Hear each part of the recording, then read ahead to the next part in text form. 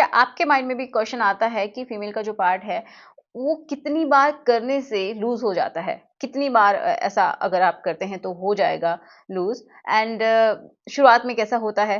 करने के बाद क्या-क्या चेंजेज़ आते हैं? इसके बारे में हम बात करेंगे। ठीक है, तो चलिए शुरुआत करते हैं आज के इस वीडियो की। सो मेरा नाम है एकता और आप देख रहे हैं बहुत ही प्यारा-सा चैनल स्टाइल विद मी। तो चलिए समझ लेते हैं।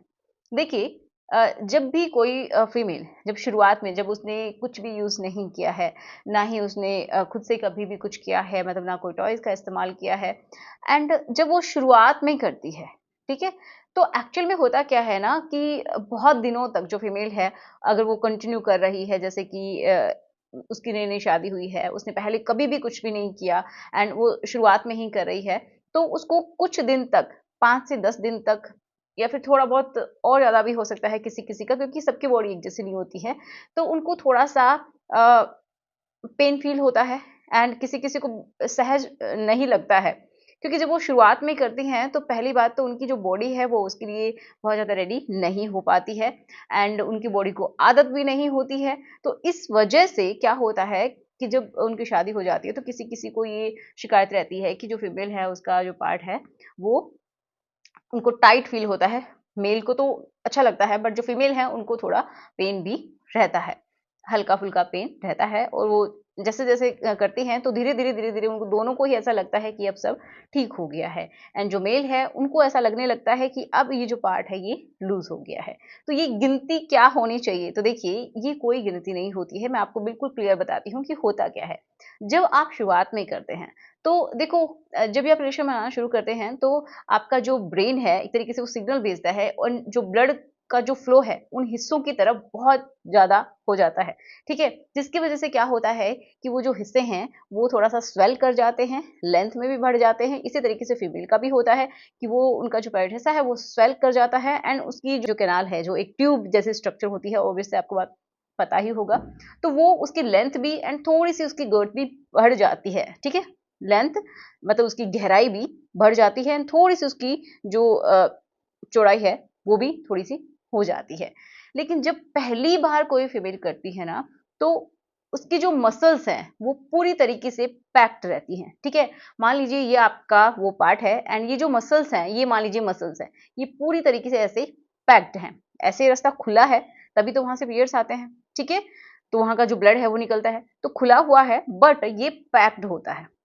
इस तरीके से सील नहीं होता है बट यस पैक्ड होता है वो जो मसल्स हैं वो बहुत अच्छे से अरेंज होती हैं सिंपल वे में मैं आपको बताऊं तो एंड जब वो करते हैं तो क्या होता है कि ब्लड फ्लो तो होता है कभी कभार थोड़ा बहुत लुब्रिकेशन भी होता है बट उतना अच्छे से नहीं हो पाता है शुरुआत में क्योंकि थोड़ी सी घबराहट भी रहती है साथ में कि क्या होने वाला है बॉडी को भी इतना नहीं मालूम है कि अब क्या होगा कुछ लोग डरा भी देते हैं जिसकी वजह से भी ऐसा लगता है कि पता नहीं क्या ही हो जाएगा ऐसा कुछ होता है एंड जब वो शुरू में जब कोई मेल करता है तो धीरे-धीरे ये समझिए जो पैकिंग है वो धीरे-धीरे खुलती है एंड उस जो हिस्सा जिसमें से कभी भी कुछ भी एंटर नहीं हुआ, उसमें अगर कोई भी ऑब्जेक्ट जैसे कि व्हील कर रहा है तो उसका जो पार्ट है जब वो एंटर करता है, तो वो मसल्स को साइड में करता हुआ ही अंदर जाता है, ठीक है? जो मसल्स को साइड में करता है तो एक तरीके से उसकी जो फोल्डिंग है वो खुलती है उसके बाद ही वो एंटर कर पाता है। जो एक हाइमेन की जो एक लेयर होती है, हल्की-सी पतली-सी जो झिल्ली होती है वो ब्रेक हो जाती है।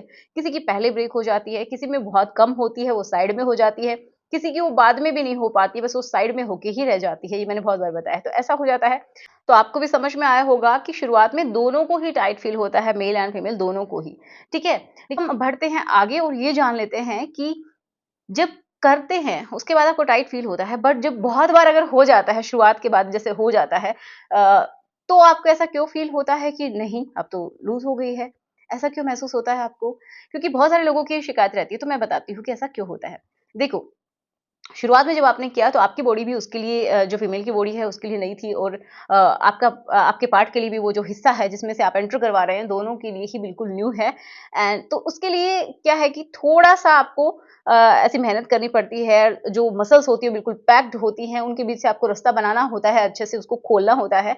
तो इस वजह से आपको शुरुआत में टाइट फील होता है, लेकिन धीरे-धीरे वो लूज नहीं होता है, वो अपनी जगह पे सेट हो जाता है। जब आप बार बार ऐसा करते हैं, अगर आप हस्बैंड वाइफ है तो अगर आप बार बार ऐसे करते हैं तो वो जो मसल्स हैं उनके एक अरेंजमेंट हो जाती है, इस तरीके से हो जाती है कि उनको भी आदत हो जाती है कि किस तरीके से क्या काम होना है, उसके लिए कितनी जगह चाहिए। ठीक है, तो मसल्स भी अपने आप को थोड़ा सा अरेंज कर लेती हैं, आपकी बॉडी भी यूज टू हो जाती है दोनों की ही एक दूसरे के लिए।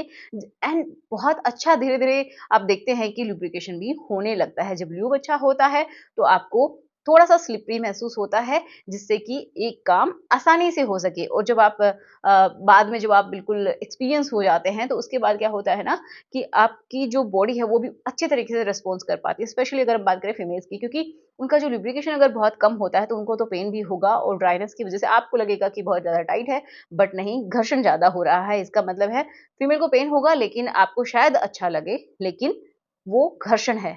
ओके, तो जब जैसे-जैसे आप या तो आप लुब्रिकेशन का इस्तेमाल करिए या फिर जब नेचुरली जो फीमेल का जो ल्यूब है वो जो पास होता है तो उसके बाद वो आपको ऐसा लगता है कि अब तो लूज़ हो गई है, लेकिन नहीं, उसके ऊपर स्लिप होके आपको ऐसा फ़ील हो रहा है, घर्षण कम है जिसकी वज़ह से ऐसा फ़ील होता है। मसल्स का अरेंजमेंट अच्छे से हो गया है, अब दोनों की बॉडी एक-दूसरे को जानने लग गई है, तो आपको ऐसा लगता है। अदरवाइज़ ये अ, ए आप चाहे कितनी भी बार कर लीजिए, सिर्फ़ और सिर्फ़ करने मात्र से ये लूज़ नहीं हो सकती है, ये बिल्कुल सत्य है। क्यों? क्योंकि देखो, यहाँ की जो मसल्स हैं ना बहुत ज़्यादा स्ट्रेचेबल हैं, लूज़ नहीं होती है, वो स्ट्रेच हो सकती है, फिर से अपनी ही उसी पोज़ीशन में वो आ जाती हैं।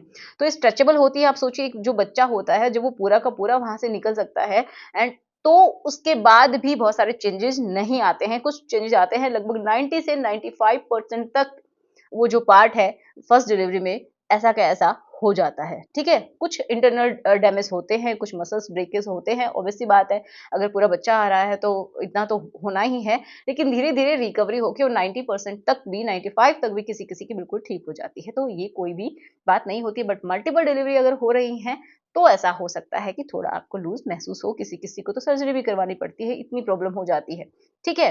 बट नॉर्मली चाहे आप कितनी भी बार कर लीजिए, लूज़ नहीं होती है। ओके, तो चलिए मिलते हैं नेक्स्ट वीडियो में। आशा करूंगी आपको समझ में आए होगी ये बातें, और जो भी डाउट थे वो सारे क्लियर हुए होंगे। तो चलिए मिलते हैं नेक्स्ट वीडियो में। Thanks for watching, good bye.